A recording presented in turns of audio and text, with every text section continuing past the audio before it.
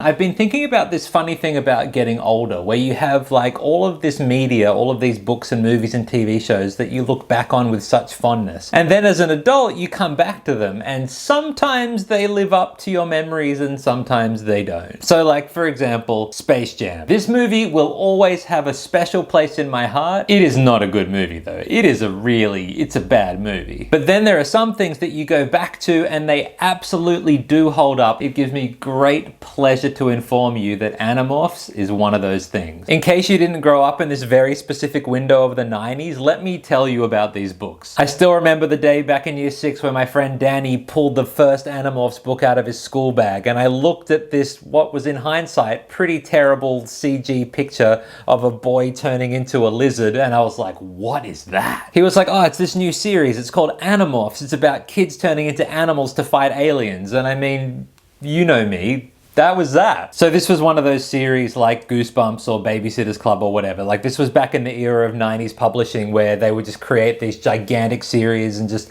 crank out a book a month. Now you might think that at that pace of publication, these books couldn't possibly be good, but I don't know what to tell you. Somehow they were. They had all of the trappings of like a tacky series like that. Glossy foil stamp cover, a kid turning into a different animal on every book. You flip the pages and it was a little flip book of the kid transforming into the animal down in the corner.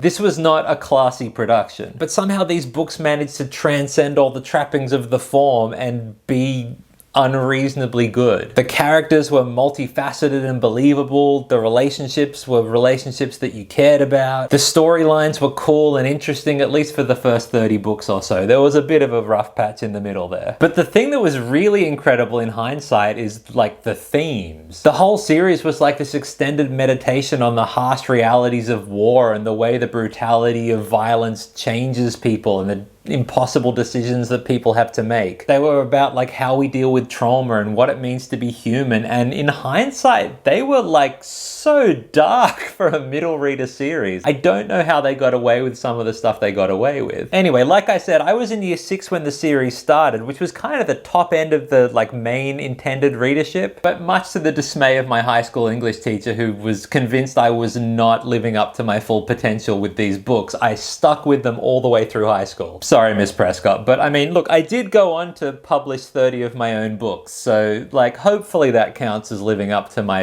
year 8 English potential. And speaking of my own books, as I've gone back and reread the first Animorphs book this week, it's driven home for me again just how much of an impact this series had on my own writing. Top 5 influences on my fiction writing: Harry Potter, Chronicles of Narnia, Buffy the Vampire Slayer, Lost, and Animorphs.